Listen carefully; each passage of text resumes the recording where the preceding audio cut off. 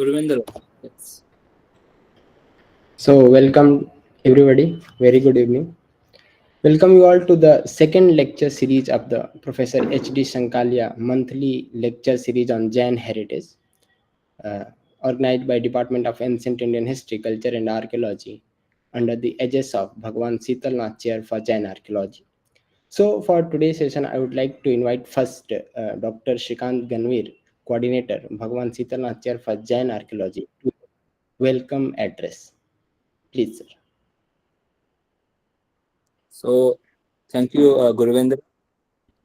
So, Dr. Yogesh Prabhudesai, today's speaker of second Professor S.D. Sankalia lecture series, Ocean Bum, Assistant Professor of Bhagwan Shitalnath Chair for Jain Archaeology, Gurvendra Kushwaha, and all participants on the behalf of Bhagwan Shitalnath Chair for Jain Archaeology, Department of History, Culture and Archaeology. I welcome all of you. Thank you very much. Thank you, sir. Thank you so much.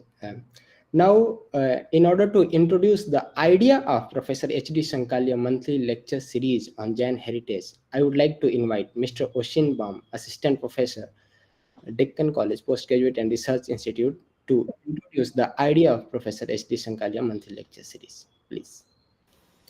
Thank you, Gurvendra.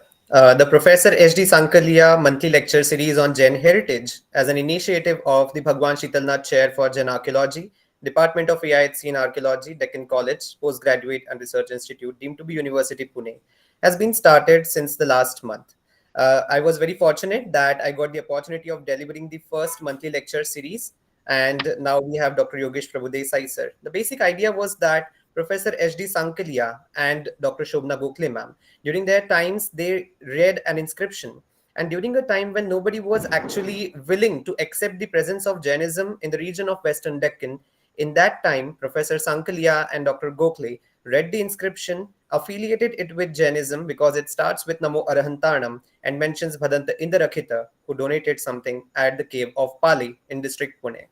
Their contribution has led to our understanding, widened our understanding about the presence of Jainism in the region of Western Deccan, and to carry on his legacy that he has left with us in Deccan College by establishing the Department of Archaeology and many other legacies, the excavations, and the research work carried out by him. This lecture series has been named after Professor H.D. Sankalia. And it's an honor that we have this legacy in Deccan College, and we are doing our best to carry on the same. Thank you. Thank you, Oshin, for such a kind introduction of Professor H.D. Sankalia monthly lecture series on Jain heritage. Now, this is the time to introduce our today's speaker.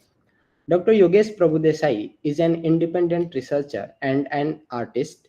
Dr. Prabhudesai has completed his master's in Indology.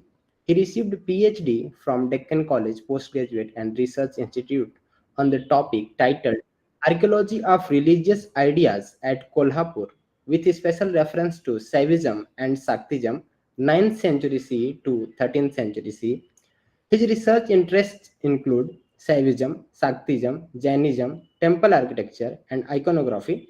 Dr. Prabhudesai authored 5 books, which includes Temples of Kolhapur, an overview of the ancient art and architecture from Kolhapur, Sri Mahalakshmi Samagra Darshan, an appraisal of the Shakt Peeth of Kolhapur, the rise of Mahalakshmi cult in the Deccan, a goddess of power, kingdom, and salvation, Kolhapuratil Mandir Sampada, Sri Mahalakshmi Samagra Darshan. Apart from books, he has written numerous articles in national journals and also few popular articles in print media. So, we are honored to have such a great scholar on the second lecture series of Professor H.D. Sankalia monthly lecture series. So, without taking any further delay, I would like to invite Dr. Prabhudesai for today's session. Yes. Thank you. Thank you very much. Thank you, Deccan College Postgraduate and Research Institute and Bhagwan Shitalnath Chair for Jain Archaeology for inviting me over here to present my studies in Jainism and Kolhapur. So without any further ado, let me begin with today's session.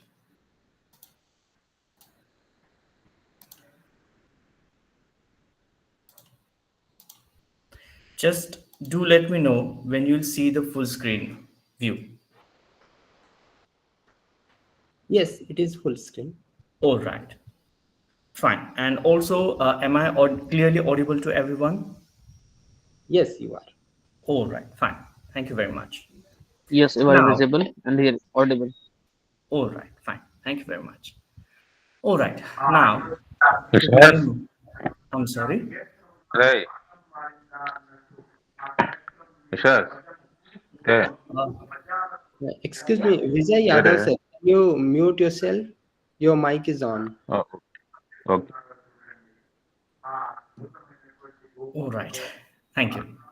All right, so uh, Like mute before we bola. begin, मन है all right, fine.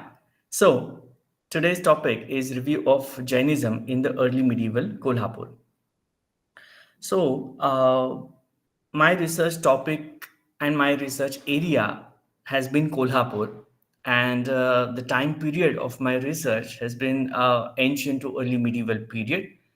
So accordingly, I had to study Jainism and its connection with Kolhapur, and uh, here I am presenting the study, my overall impression of Jainism in early medieval Kolhapur. Now, let us get introduced with Kolhapur. Kolhapur is an important district in the western Maharashtra. It was a trading center in the Satvahan period, and in the early centuries, it was a prominent Shaiva and Buddhist center. It rose to be a pilgrimage center for the Shaivas and Jainas in the times of Shilaharas of Kolhapur. The Brahmapuri excavations proved very important to define the history city of Kolhapur. Also, the Brahmapuri area showed that Kolhapur was a prominent Buddhist center and also a Shaiva center. The Jainism, Kolhapur as a prominent Jainism, Kolhapur as a prominent center for Jainism, it rose to fame during the Shilahara period. There are chances that the Jainism might have existed before the Shilaharas, but whatever epigraphical evidences that we get are from the Shilahara period. So, as of now, let us consider that Jainism rose to prominence during the Shilahara period. Now, after the Islamic invasion, Kolhapur again became an important center in the Maratha period, and later Kolhapur became a princely state in the year 1872 CE during the British period. Now, what my studies tell that Shilaharas might have ruled this much area, the highlighted area that comprises Satara, Kolhapur, Sangli, and some parts of Belgavi district also, and also some parts of Bagalkote. Now, here is the family tree or the lineage of the Shilaharas.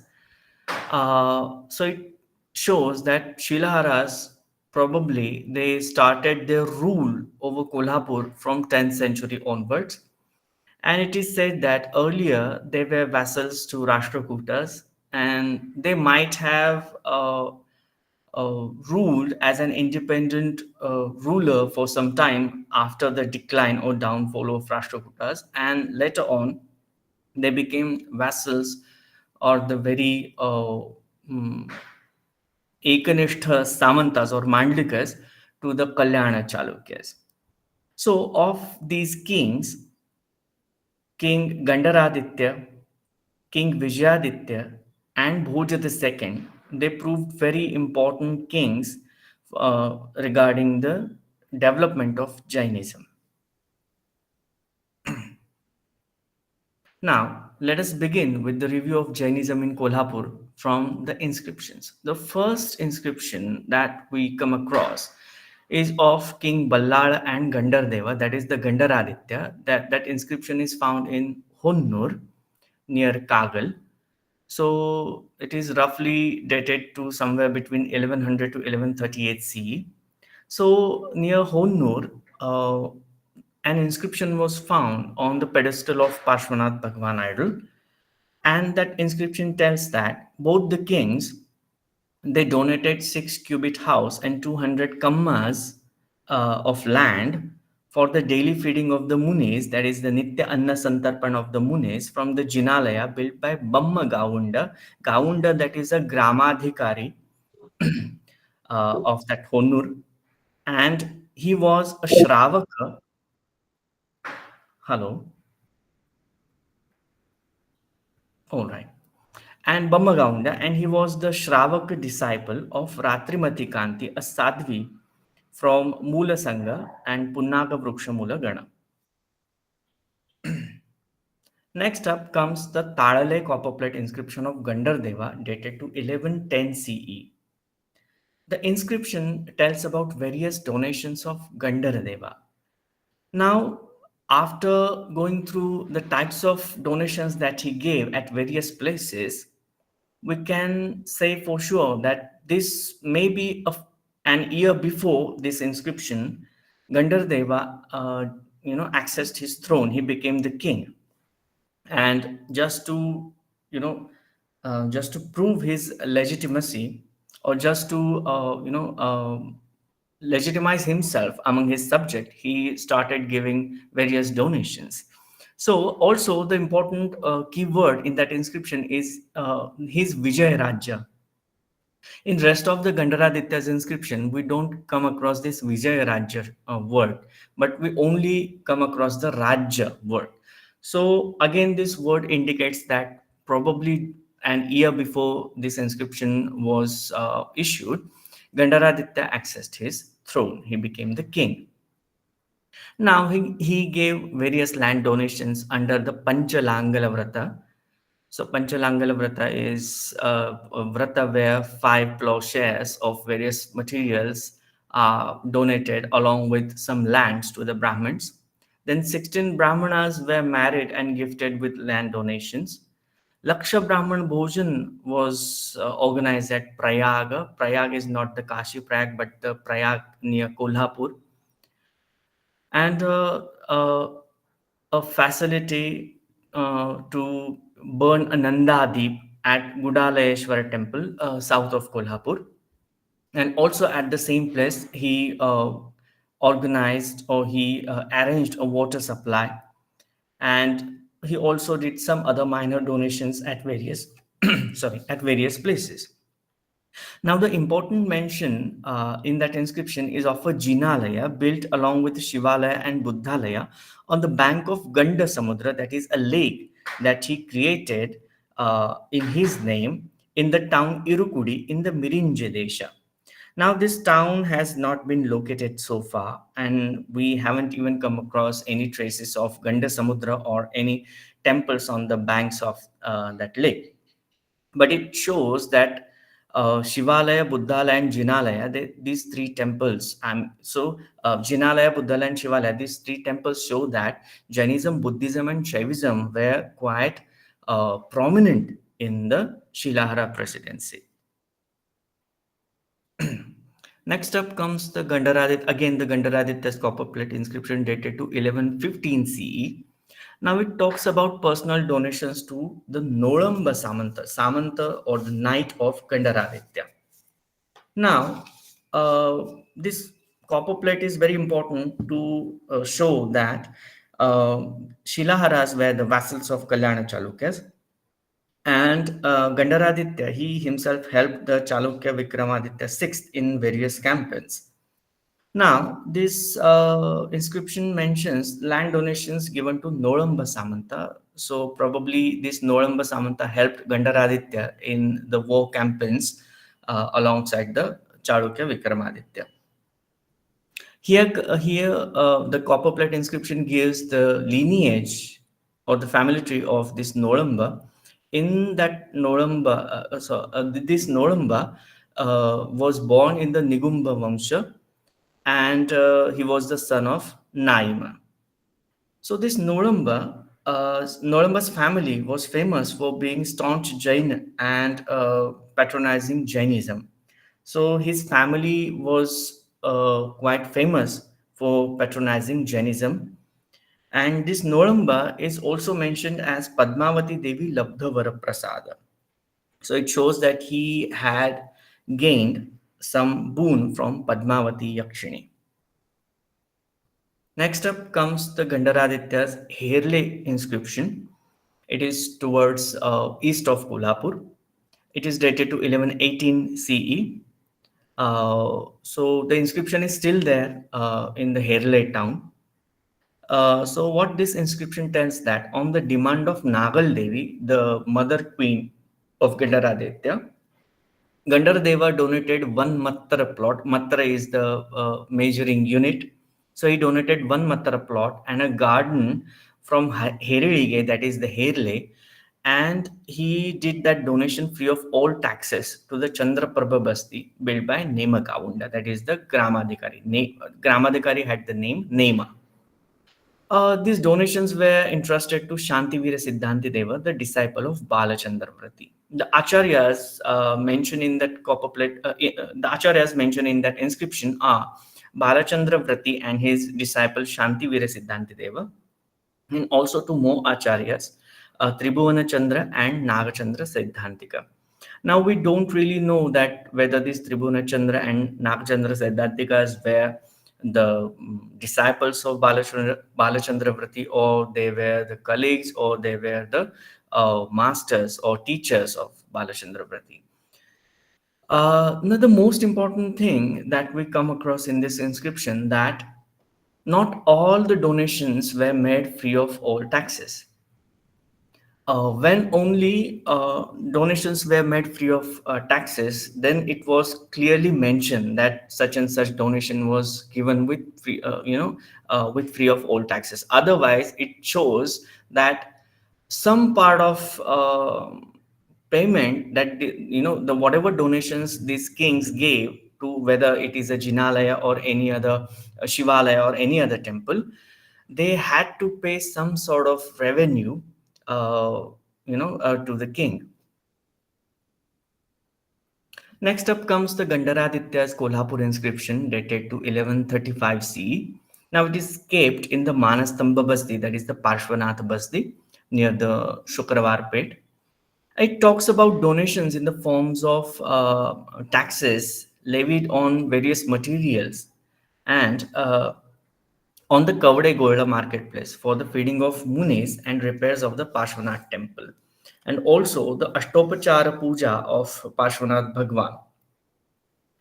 Now, these donations were given by following groups and personnel: 500 members of Veera Badinjige or Veera Badanzu of Ayyavole. So, these 500 members were actually the body of Veera Badinjige of Ayyavole. So, these were the traders, a body of traders, and they gave donations to once in a while to all the temples, let it be a Shivalaya, let it be a Jinalaya. And also some merchants were included in these donations. They were the representatives or the mayors of Kolhapura, then from Mirinje, then Torambage, Maisige, then Baleyavattana. Baleyavattana could be Balipattana, that is the Kharepatan, the capital of Sound Konkan Shilaharas. Also the Kavade and the royal chartered accountant of Gandaradeva, also the accountant of Nimbadeva and the trustee of Sun Temple at Kundipattana. It is very important that this Nimbadeva, he is also called here in this inscription as the Padmavati Devi Labda Varaprasad. These donations were entrusted to Shrutakriti Traividya Deva of Rupanarayana Basti, the disciple of Maganandi Siddhanti Deva. This Maganandi Siddhanti Deva was a prominent acharya, and he was invited by the Nimba Deva, Nimba Samanta. And this Maganandi Siddhanti Deva, he brought along his disciples, and in most of the Jaina temples that were constructed during the Shilahara period, Maganandi Siddhanti Deva appointed his disciples as the pontiffs of those Jinalayas. Next up comes again Gandaraditya Kolhapur inscription. Now, this is very important inscription. It is actually carved on the 5 load-bearing beams of a ceiling. Uh, on those beams comes various, various praises. So first comes the praise of Gandhardeva as well-behaved as Bhishma, as good-looking as Narayana. Hence, Gandharaditya was called as Rupa Narayana. The main aim of these inscriptions is actually to praise the Rupa Narayana Basti built by the Nimba Samanta. So that Basti was actually dedicated to the Adinatha or the Vrishabdeva, and the temple was named after the Gandhardeva, by one of his epithets, that is Rupa Narayana. Now, this Gandharaditya is also called as righteous, as Manu, as beautiful as Madan, and born in the lineage of Jimutavahana. Again, there comes the praise of Maganandi Muni, as a garden is beautified with presence of mango tree, as a clear lake is beautified with lotus, as an ornament is beautified with emerald, as the sky is beautified with moon. So is this Maganandi in the lineage of Kondakunda, who has attained staunch faith in Dharma by serving Kulachandra Deva. So, Kolhapur was a prominent center of Mula Sangha, and this Mula Sangha is also known as Konda Kunda Anvaya. So, this Konda Kunda Muni was very important in the Mula Sangha, and Meghanandi Siddhanti was in the lineage of this Konda Kunda. So, there were two acharyas actually, Meghanandi and Maghanandi. So also in those inscriptions comes the mention of Nakirasa and his wife Champikambika, their children Billarasa, Nimbarasa and Kavarasa, the daughter of Nakiraja and wife of Gandaradeva, Karanadevi. So this Nakirasa or Billarasa, Nimbarasa, Kavarasa and Nakiraja, they're all the Samantas of this Gandaraditya.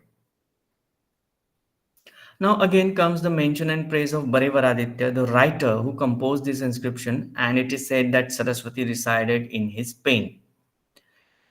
Mention and praise of Nimbarasa as the elephant-like servant of Nagala Devi, the queen mother of Gandaraditya, the devourer of enemy battalions, who sleeps on the land bed of defeated enemies, whose fame is like a drum, who himself is Veera Lakshmi incarnate, who has become dear fighter of his Samrata, that is the Gandaraditya.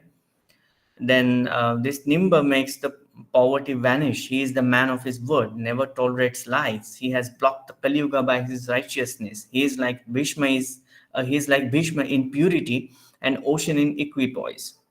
He has erected countless Jinalayas in the domain, and he has settled many Jainas in the land and around him. He is always surrounded by Jaina faith. So this is very important evidence to hypothesize that Nimba Samanta and Gandaraditya were quite responsible for the Jainism to dwell in or to develop in Kolhapur region, or Shilahara presidency to be precise. Now, this Nimbadeva, as though at the hands of Indra, built this Adinatha Chaitalaya. Now, this comes as a part of inscription. It is flanked by the beautiful mansions of the traders and prostitutes, and adorned with a huge Manastamba and a golden door and golden kalasha. In the dancing hall of the temple are beautiful, blissful idols. Indra has come down to reside nearby this temple. Unfortunately, there are no traces of this Adinatha Jinalaya or the Rupa Narayan Basti, all except the Mukhamandapa of Sheshashai temple, where these inscriptions are carved, and upon the ceiling we can see the Jina figures. Next up comes the Vijayaditya inscription dated to 1142 CE. This Vijayadeva granted a 12 cubit house and a quarter Nivartana plot in Havina Herige from Ajirige Kolla for the feeding of Munis, that is the Nitya Anna Santarpan, repairs of the temple, and Ashtopachara Puja of Pashwanatha Bimba to Manikyanandi, the disciple of Maganandi Siddhanti Deva. The temple was built by Vasudeva, the Hadapavada, that is a betel leaf bearer or the betel bearer of Samanta Kamadeva of Vijayadeva. This Vasudeva was disciple or the Shravak of Maganandi Siddhanti Deva from Mula Sangha and Deshiyagana, And this Maganandi Siddhanti Deva was the Acharya of Rupa Narayana Basti of Shullakpura. Now, this is very important reference that at some point Kolhapur was recognized as Shullakpura. Also, there is one thought that maybe there was a different settlement within the Kolhapur itself, which was called as Shullakpura. Now, next up comes the Vijayaditya inscription at Bamani. So, Vijayadeva grants on the request of his maternal uncle Lakshmana Samanta, the brother of Nagal Devi, a 12 cubit house and a quarter Nivartana plot and a garden of certain measurements from Madlur, Panaturge Kholla, that is the Panutre, probably in the Panhara Tehsil, towards west of Kolhapur, for the feeding of Munis, repairs of the temple, and worship of Pashmanatha Bimba to Arhanandi Siddhanti Deva, the disciple of Maganandi Siddhanti Deva. This temple was built by Kamagavunda in the town Bamani. Next up comes the Vijayaditya inscription from Shedbar dated to 1153 CE. During the sovereignty of Vijayaditya, the Reva Gavunda and Nagoja goldsmith gave donations in the form of cash to the Basdi and Shiva temple at Shedbar. This donation was a certain collection of taxes levied upon the commodities such as gold and cloths sold during the weddings. Next up comes Terdal inscription. Actually, there are three inscriptions dated to 1123 to 24, then 1182 or 83, and 1187 to 88. But the most important inscription for us is inscription 1182 to 83 during the sovereignty of Shilahara King Bhoja II. Now, in those inscriptions, it is mentioned that Teridala, that is the Terdal in the Bagalkot Tehsil, it was a central place of 12 towns, and it was in the heart of Kundi Desha. The town was beautiful, fortified, and with temples dedicated to Vishnu, Shiva, Surya, and Jina. It was ruled by the Gonka Shilahara, and he was a direct branch of Kolhapur Shilaharas. He was an ardent servant to the Chalukyas. Gonka was saved from snake bite by reciting the names of Panchaparameshti, and he became a staunch Jaina follower thenceforth. So, as I said earlier, that the 1182-83 inscription is important for us. So, here is that inscription. Of course, a few verses are important, from the perspective of Jainism. So, those verses from 64 to 67 are as follows. Be it auspicious in the lineage of Mula Sangha Deshiya Gana and Pustak Gacha branch, graced by Konda Kundamuni, is the Rupa Narayana Basdi, which is built by Savanta of Kolhapura Nimmadeva. When it was decided to affiliate the Gonka Jinalaya of Teridala, which was already affiliated to the Rupa Narayan Basti, to the Kalideva, who was at the center of Teridala, Acharyas of following Gatika Sthanas gathered at Teridala along with their 7 crore young Ganas, Agasteshwara Center, Kanagileshwara Center, Mahalakshmi Center, all from Kolhapura, and Mahalinga Center from Gokage. And they presented Jogavattige to the Prabhachandra Pandita, the pontiff of Neminath Jinalaya, and announced that this place belongs to Jogavattige, that is the Shaiva ascetics. And the inscription tells that on the top of the basti were symbols of Shudraka, lion, discus, trident, bell, drum, and cobra. So this Jinalaya had symbols pertaining to Shaivism. Now, at present, this temple exists, but there are no signs of any symbols on the shikhara, because that temple at present bears no original shikhara. Now, the important thing here that we see that at some point, Shaivism and Jainism, they got along with each other. There was some sort of coordination between them. And this Gonka Jinalaya, built by this Gonka Shilahara, which was already affiliated to the Rupanarayan Basti, it was also affiliated to the Shiva temple in the same town, that is the Kalleshwara Shiva temple in the Teridala. And for the sake of affiliation ceremony, Shaivacharyas from the Agasteshwara, Kanagileshwara, and Mahalakshmi centers gathered, and also from the Mahalinga center gathered at that Teridala. So it is very important to understand the Shaiva Jaina dynamisms. Next up comes the Yadav Mahadeva inscription dated to 1266 CE. This inscription is carved on the pillar of Ashtadikpala Mandap to the north of Mahalakshmi temple. It is still clearly readable inscription. The inscription begins with the praise of Mahalakshmi, and the praise goes like this: Shreyastu Mahalakshmeha Sakapi Praktanitanu Prayah Traigunya Sampattim Sadi Suratrai. And it talks about land donation to Pomma Devi. There is another, different reading, that is Nemma Devi. Alternate. There are two readings actually, Pomma Devi and Nemma Devi. So this land donation was given to this basti in the presence of Pandit Kanakachandra and Hegade Basavadeva. Further, the inscription mentions of Panchamatas in the vicinity of Mahalakshmi shrine. Now, this is very important to understand that uh, at some point, especially during the 12th and 13th century, they started creating a cluster of temples, and that was called as Panchamata. And in those Panchamatas, there were Shaiva temples, Vaishnava temples, Jaina temples, and probably Buddha temples, Shakta temples. All the temples in that vicinity were, affiliated to each other, or were affiliated to a certain temple, which was a head temple or the head office. So this concept was very important during that period. Up to this inscription, we see various aspects of Jainism, that how Shilaharas were responsible for the development of Jainism in Kolhapur.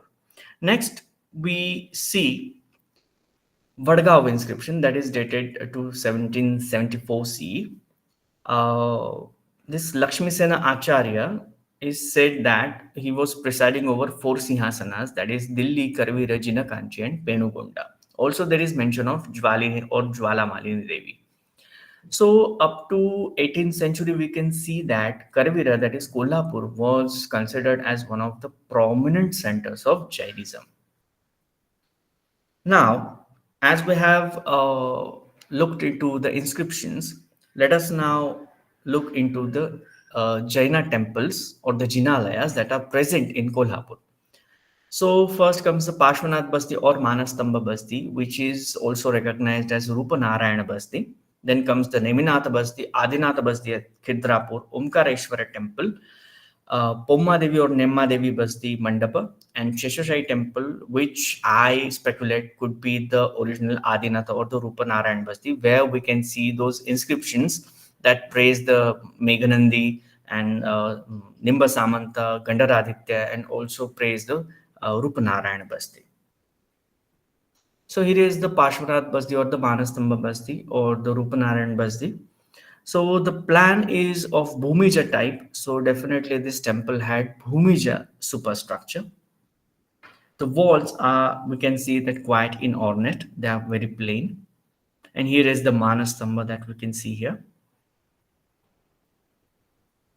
And in the premises of that temple, we see two inscriptions of Gandhardeva and Vijayadeva. They are well preserved here. And this is the rough sketch plan of that Parshvanath Basti. Next up is the Neminatha Basti.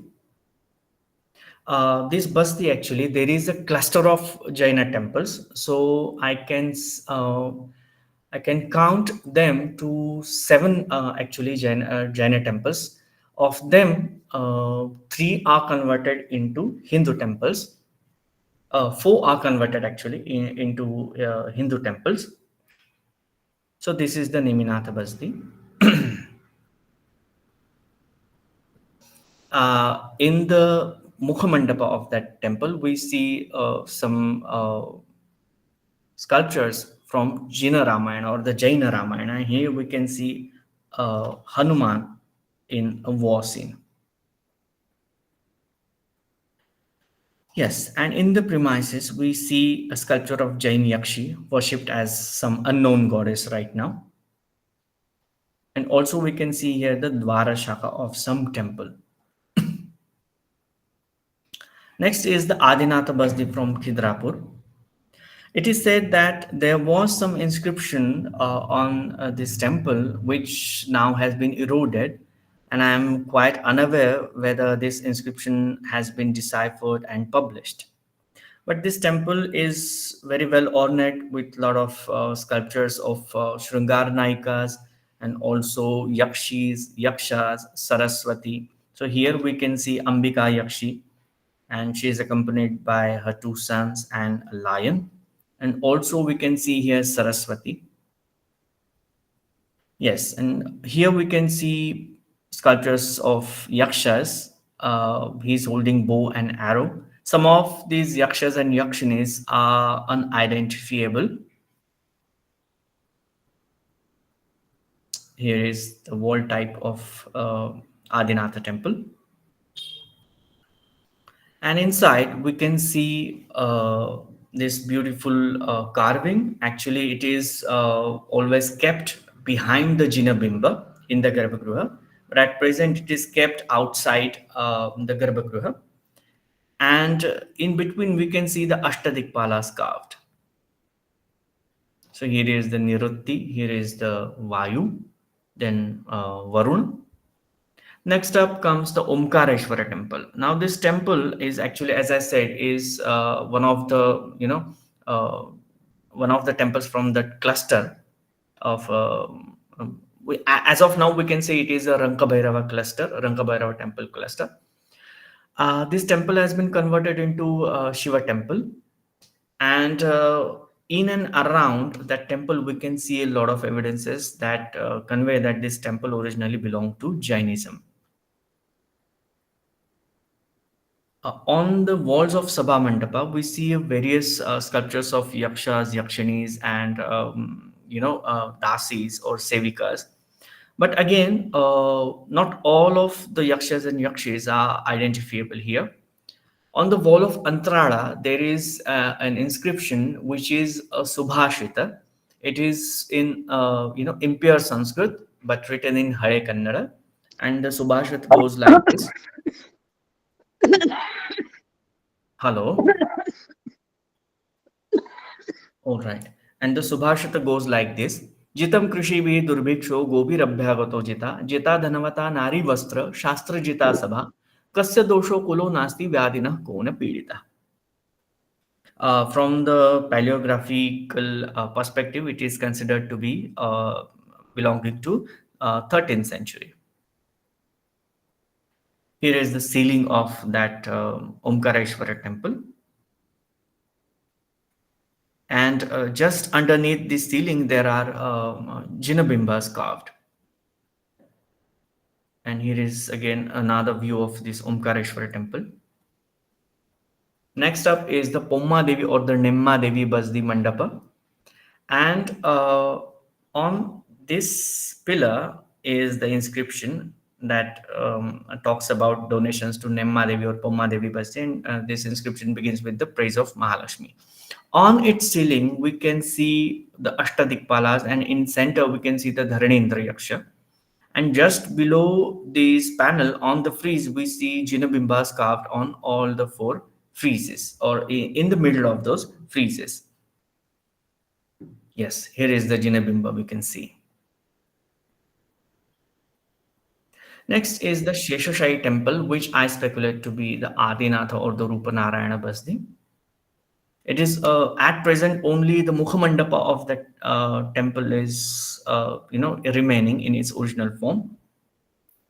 So here we can see the Jinabimbas carved, and below them on the load-bearing beams we can see the inscriptions carved there. And on the door jamb and on the lintel we can see here the Gomukha Yaksha, and hence also I speculate that this could be the temple dedicated to Adinatha, because the Yaksha of Adinatha is the Gomukha Yaksha. And this is the beautiful ceiling of that mandapa. Yes, here are the Jinabimbas, and if you look closely, although this photo is quite blurry, But if you just try and observe, you will see the inscription carved here on this beam. Yes. So now let us summarize, or let us get let us look at the observations now. So here are the observations. Shilaharas, especially Gandhardeva and his mother Nagal Devi, and the Mahasamanta Nimbadeva, they gave immense patronage to Jainism, and the rough dating should be from 1100 to 1135 CE. Majority of Mula Sangha Jainas dwelled in Kolhapur. Jainism in Kolhapur was same as the Jainism in Karnataka.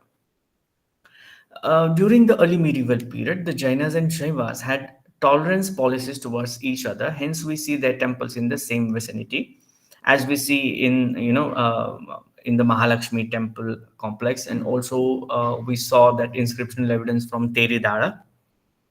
In the early medieval Jainism, yakshas and yakshis, the attendants of Tirthankaras, were specially worshipped so that kings and officers may get access to their powers and retain their supremacy. In this regard, yakshis, especially Padmavati, was mostly worshipped yakshi, and apart from Padmavati, Jwala Malini was also considered to be the important yakshi. Nimba Samanta and Nolamba Samanta of the Shilaharas, they called themselves as having blessed by the Padmavati Yakshi. Padmavati Labda Varaprasada. Now, if all the epigraphs regarding Jainism from Kolhapur are closely examined, then it becomes clear that most of the Chinalayas were built by the Samantas and Gaundas of Shilaharas, and seldom by the kings or by the people of other ranks. So, for instance, in the sovereignty of Gandaraditya Shilahara, the Jinalaya in Hunnur was built by the Bamma Gaunda. Chandraprabha Basdi was at Herre was built by Nema Gaunda. Pashwanath Basti, built at Mudkode marketplace in the Kaude Golda, was built by Nimba Samanta. Adinatha Basdi, built in Kolhapur, was by Nimba Samanta.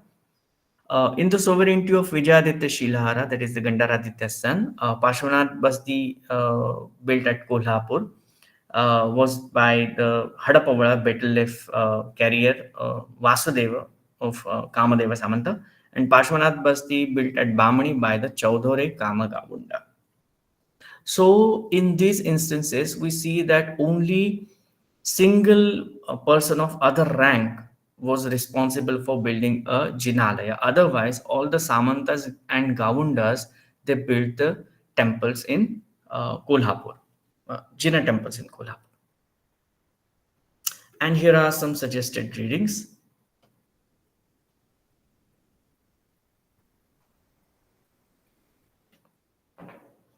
Yes, thank you very much. Thank you. Thank you so much, Dr. Yogesh Prabhudesai, sir, on the very insightful and informative lecture on the review of Jainism in the early medieval Kolhapur.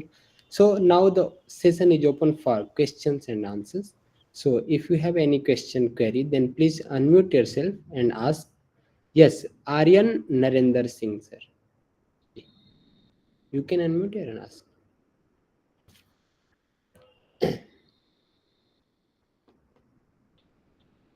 Yes, please, Aryan Narendra Singh Mehta. Before that, can we go to the question by architect Madhu Votari? How old are the pointed arches around Pomma Devi temple? Yes, uh, Madhuji, it is interesting that this, as I said earlier, that the Pomma Devi mandap is only the remaining structure from the early medieval period. Apart from that, the arches or rest of the structure are from the medieval period, or to be precise, from the Maratha period. Okay, thank you. Now, Vishwasa, you can unmute and ask. Hello, sir. So I'm doing PhD on the educational history of India, and my first chapter is basically on the Indian education system. I have already covered Vedic education system and Buddhist education system, but so far I didn't get any book or article on education system in Jainism. So can you refer some topics or books or reference which can help in my PhD thesis? Okay, actually, I haven't gone this far in the studies of Jainism, Okay. but I'll look into it and I'll definitely let you know. Thank you very Okay. much. Thank you. Yes, Subham Rote. क्या मैं हिंदी में पूछ सकता हूँ? हाँ हाँ, पूछिए ना। ठीक है। सर नमस्कार सर। मैं ये पूछना चाह रहा था कि मराठा जो ये है डायनेस्टी, उसके ऊपर जैनिज्म का क्या प्रभाव है आपको, मतलब जो रिसर्च आप कर रहे हैं उस दृष्टि से। और दूसरा क्वेश्चन ये है कि आपने जो, मतलब मैं आधा घंटा लेट ज्वाइन हुआ था, तो पहले आधा घंटा में क्या हुआ है मुझे पता नहीं, सॉरी। लेकिन मैं एक पूछना चाह रहा था कि जो भी कोल्हापुर में अभी जितने भी तालीम से अथवा जो जो मतलब पुराने जो जो अलग अलग देवियों के मंदिर छोटे छोटे हैं, ठीक है, तो उनका भी प्रभाव क्या है, मतलब जो अभी जो पूरे हिंदुइज्म के रिलेटेड ही है, लेकिन उनका ओरिजिन कैसे देखें हम जैन दृष्टि के अनुसार। यस, एक्चुअली ये थोड़ा सा सवाल जो है वो उसका उत्तर उतना ही कठिन है एक्चुअली, क्योंकि देखो, just because you see a certain temple or you see certain sculptures on that temple, it does not necessarily mean all the time that this temple surely belongs to a certain deity or to a certain religion. ठीक है। रही बात Maratha period and Jainism, honestly speaking my focus is on the early medieval period Jainism, and I am still studying into it. So I cannot answer that how the Maratha kings and Jainism had dynamics in between them. Okay sure, thank you. Thank you. Uh, Piyusha ji is asking in which script the inscriptions are. Is there any evidence that we can see changes in script? Yes, most of the inscriptions are in Hare Kannada script. All right, and seldom we can see, Devanagari script. Most if I want to take out a ratio, then at least 8 out of 10 inscriptions were written in Hare Kannada script and in Hare Kannada language as well.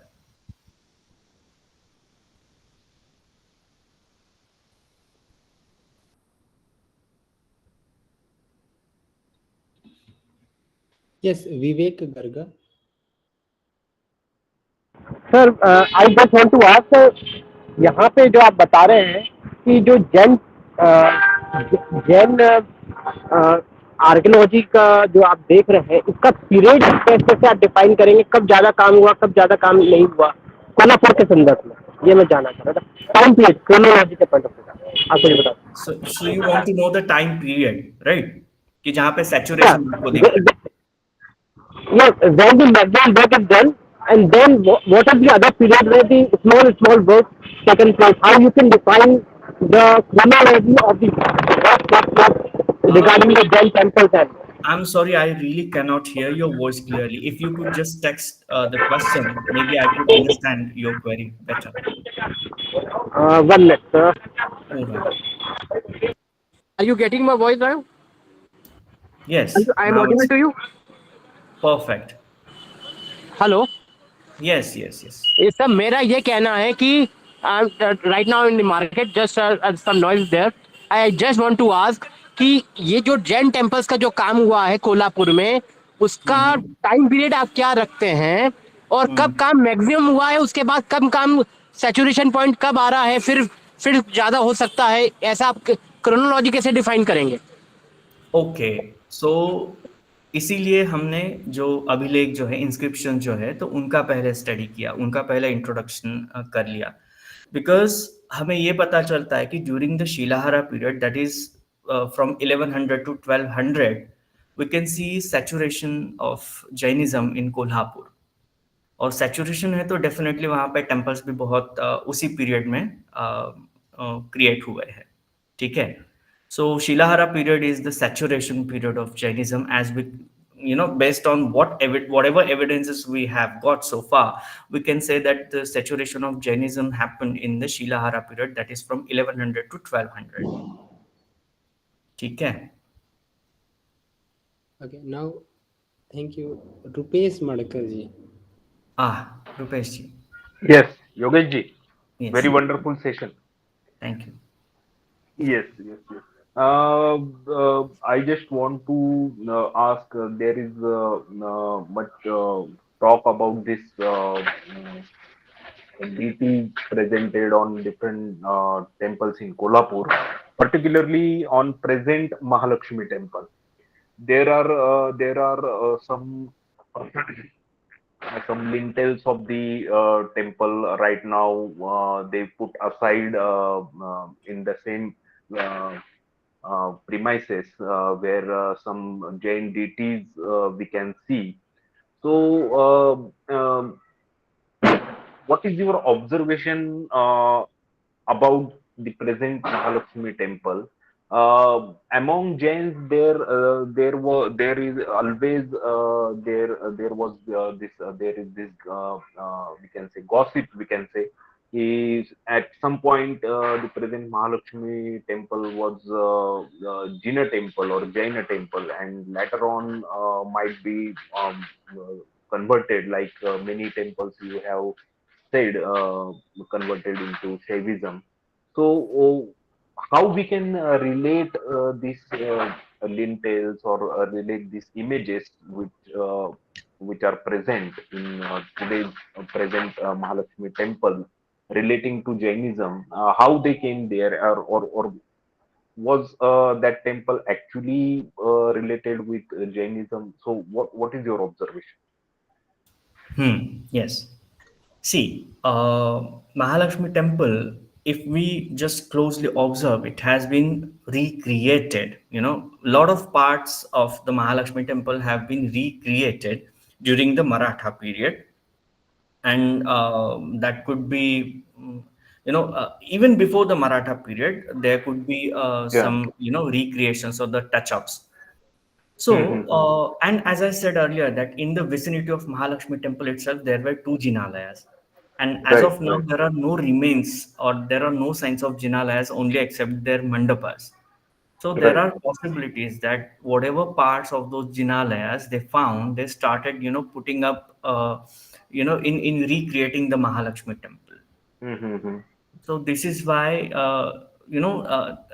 I said to Shubham Roteji that just because you see Right. certain images on certain temples, we Mm-hmm. cannot immediately claim that this temple certainly belongs to a certain deity unless and until we Right. do a thorough observation. You Exactly. know, Exactly. yeah. Thank you. Yeah. Thank you. Thank you. Yeah. Okay. Shubhadeep Karmakar has asked what is the meaning of that shlok of Mahalakshmi inscription in 1142. Oh, you mean to say 1266 CE, Mahalakshmi inscription that talks about the, that praises Mahalakshmi. Okay. Oh, Shreyostu Mahalakshmyaha Sakapi Praktanitanu Praya Tregunya Sampattim Yatah Sadi Suratrai. So they say that let that Mahalakshmi be very auspicious to us, whose form is the ancient most, and who created the trigunas sattva rajatama of those gunas. She created the entire world, and that is why she is Adi Suratrai. Sa Adi Suratrai. Sa, it means she is the Adi Suratrai. Suratrai, it means Brahma, Vishnu, and Mahesh. So she is the Adi of those Brahma, Vishnu, Mahesh. Okay, yeah. Kanika ma'am has put a question. Are all the monuments still under worship today, and what is their state of preservation? And could you tell us the translation of Subhashita? Yeah, not all the monuments are still under worship. Only a few are in living tradition. And as far as the preservation is concerned, I really don't think that the way these temples are kept is not really that good. There is a lot of encroachment. They have retouched, repainted the temples. The some of the half open mandapas have been enclosed with the modern structures. So preservation and the condition is not really good. And about that Subhashita, yeah. Jitam krishi bhi durbiksho gobir abhyagato jita. It means one can win over the famine with the help of farming. Gobi Abhyagato Jita. It means one can win the heart of Abhyagata, that is the guest, by offering him or her the products of cow, or the milk products of the cows. Jita Dhanavata Nari Vastra Shastra Jita Sabha. This I have, translated as probably that a rich man wins over a woman by giving her good quality clothing. And Shastra Jita Sabha, with the help of Shastras, one can win over the Sabha. Kasya dosho kulo nasti vyadina kona pidita. It means just let find out such person who is not, who is not suffering from any physical ailment, and whose family is not clear of any dogmas.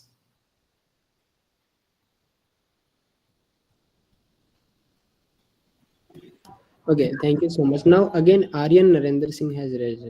Please Ji. ask. Hello. Okay. Saurabh Jain has asked, the temple and the buses which you have covered in the lecture, do we see a uniform manner in the overall architectural plan, especially the Shikara style? Do all of them conform to a particular architectural idiom? All right. Whatever temples that I have covered here, none of them bear their original superstructures. But I can postulate that some of them were created in the excuse me. Some of them were created in the Nagara style, while some of them created in the Vesara style. But I cannot see any possibility of Dravida style. So I don't see any pattern or continuity or the uniformity in any of those structures. All right. Asit Chatterjee. Yes, please.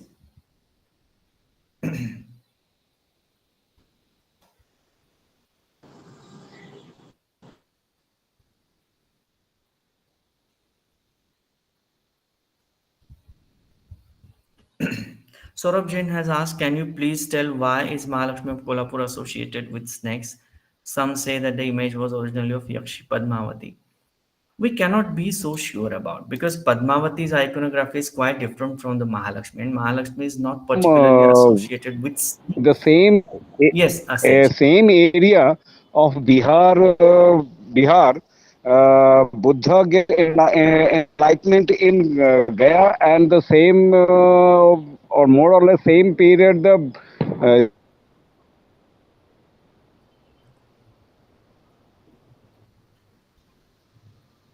Jain also got the enlightenment in the Bihar area. But in the context of the Buddhism and the Jainism, why the Buddhism get a more privilege during Bimbisar and the Ajatasattu, and during that period, the very ancient period of the second BC and like that, and why not the Jainism get the privilege, the same time of privilege as a political support and sort of things from the ancient time of the great rulers like that?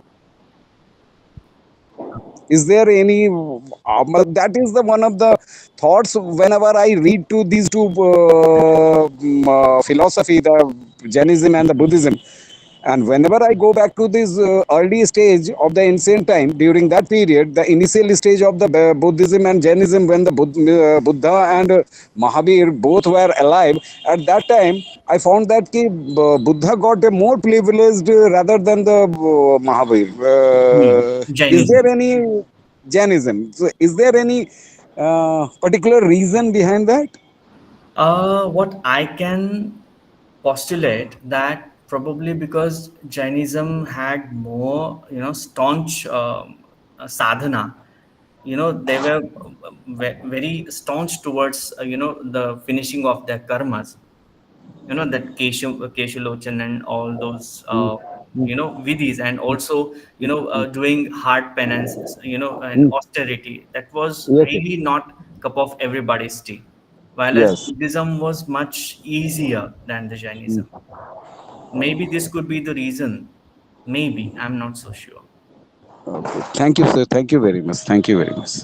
Yogesh ji, thank you very much for a very informative lecture. Of course, you are talking about only the structure part of it, the history behind uh, many Jain temples being converted into this thing. It is might is right always, you know. I think maybe because Jainism was more for ahimsa and Yes. then capturing things and naturally resources, money, and many things. Yes. Power was not there to protect their this thing, but wonderful. I thank you and thank the organizers for this wonderful series of lectures. Ocean, especially you. Thank you very much. Yogesh, keep it up. Very good. Thank you, ma'am. Very impressed with your lecture. Thank you, Thanks. ma'am. Thank you. Thank you. Thank you so much for a wonderful discussion here. Now, this is the time to vote for thanks. For this purpose, I would like to invite Mr. Ocean Bomb to deliver the vote of thanks. Sir, I want to ask one question. Will you please give permission? All right.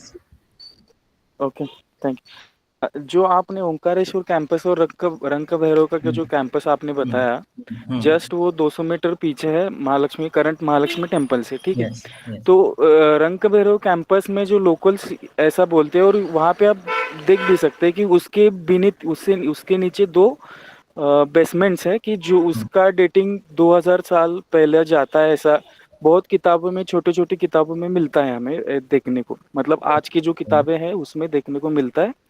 तो आप उस चीज को कैसे relate करते हैं? आपके research में वो इस रिलेटेड कुछ इंस्क्रिप्शंस मिले हैं क्या? No. और मैं ये रिलेट करना चाह रहा था कि ब्रह्मपुरी जो पंचगंगा रिवर है, वहाँ की जो कुछ 2200 साल पुराना वहाँ का है, ऐसा रिसर्च बोलते हैं। जो गवर्नमेंट म्यूजियम है वहाँ पे भी लेयर्स बताए हैं उन्होंने। वो महालक्ष्मी टेम्पल करंट और ये मंगलवार जो आपने बताया रंक भैरव का टेम्पल कैंपस, उसकी हिस्ट्री कैसे रिलेट, मतलब आपकी दृष्टि से क्या देखते हैं आप उस? ओके, इन सभी चीजों को मोर रिलेट क्यूरियस करने की, about the basement. I know, see frankly speaking, basement, none of us or none of the historians really have come across this basement. ये बस जिसे कहते हैं ना कि किंवदंती जो होता है, कि बस एक कोई एक दंत कथा तैयार कर देते हैं और बस छोड़ देते हैं पब्लिक में, तो वैसा है। देर आर नो साइंस और we don't have any evidences of basement as such. और रही बात Brahmapuri, Rank Bhairav complex, Mahalakshmi temple, so we should know that इन सभी चीजों को रिलेट करने की वैसे कोई जरूरत है नहीं, because they all fall in the different time period. अब रंका भैरव कॉम्प्लेक्स अगर हम देखें तो it starts right from this Neminath Basdi to this Raghavendra Mata that is next to the Ranka Bhairav temple. But we don't really know कि ये सब temple cluster जो है, which I call as a Jaina cluster, so we don't really know कि ये कौन से time period में जाता है, because there is no inscription on any of those temples except the Omkareshwara temple, जिसकी paleographically dating 13th century करी है। But we are not so sure कि कौन से पीरियड में कौन सा टेम्पल बंधा है, specially even as far as Mahalakshmi temple is concerned, we really don't know कि एग्जैक्टली कौन से टाइम पीरियड में वो टेम्पल एग्जिस्ट किया है। ठीक है, या okay, thank you. So before we move towards the vote of thanks, I would like to tell you basic information about the upcoming national workshop on Jain heritage, especially on Jain visual art, which is being organized by Bhagwan Shitalnath Chair for Jain Archaeology in offline mode at Pune, Deccan College, Pune. And Dr. Pawan Jain ma'am, who is a visiting faculty of the National Museum Institute, New Delhi, and a very famous Jain art historian. She's going to be the subject matter expert for this particular session. So if anyone of you is interested in this particular workshop being held for 2 days at Deccan College, Pune, do let us know. In the chat box, I would request Gurvendra to please type the email ID of jainchair@dcpune.ac.in. So if anyone is interested, you can just drop us a mail on this particular email ID. Sorry, Madhu ma'am, but this is an offline workshop because we believe that the offline education has its own like positive sides and it makes a person more stronger. But of course, like this lecture series, we have kept online for the benefit of larger number of people. I now turn towards the formal vote of thanks. I formally thank Dr. Yogesh Prabhudesai, sir, on behalf of Bhagwan Shitalnath Chair for Jain Archaeology, Department of AI and Archaeology, Deccan College, Postgraduate and Research Institute, for delivering this wonderful lecture on Jainism, Shilaharas, Kolhapur, and its various corroborations and coexistences of multivalent religious setting of Kolhapur. I also thank Dr. Shrikant Ganvir, sir, coordinator of Bhagwan Shitalnath Chair for Jain Archaeology, for bringing up this initiative of Professor H.D. Sankalia lecture series. I thank Gurvendra Kushwaha, research fellow of UGC, for coordinating this session, and I thank all the participants for actively participating in the question and answer session. Today's session was participated with more than 110 participants at one time, so that's a huge response. So thank you everyone for that, and do join in for the next Professor H.D. Sankalia lecture series. How do we join it next time? Can you give a link or something, please? Yes, ma'am. Online link. Yes, every time whenever we have this lecture, we keep on spreading the news through our WhatsApp groups, through various forwards, and also through Deccan College social media handles, and also the Deccan College website. So please keep visiting that. On every last week of every month, usually we have this Professor H.D. Sankalia lecture. Thank you. If I may, is it possible to access the Subhashita? Have you published it anywhere, sir? Yes, I have a research paper on the Omkareshwar temple itself. I'll share it. Right. If you don't mind, I can have, if I could have your contact number, or I mean, maybe I can type my email ID here. Sure. Or I'll type my email address here in the chat. You can send me a message over there and I'll share that PDF with you. I'll be extremely grateful. Thank you so much. Here is my email address in the chat box right now. Thank you. Thank you very much. Hello. Can we get the recording of the session? Hello. Sorry, sir. The recordings are for official purposes only. So you can just listen to the lecture when it is done. And I hope that you would have already listened to the lecture carefully when Dr. Prabhudesai was speaking. Thank you.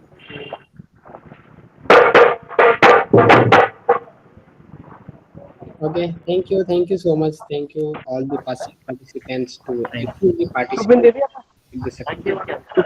Thank you so much. Thank you very much.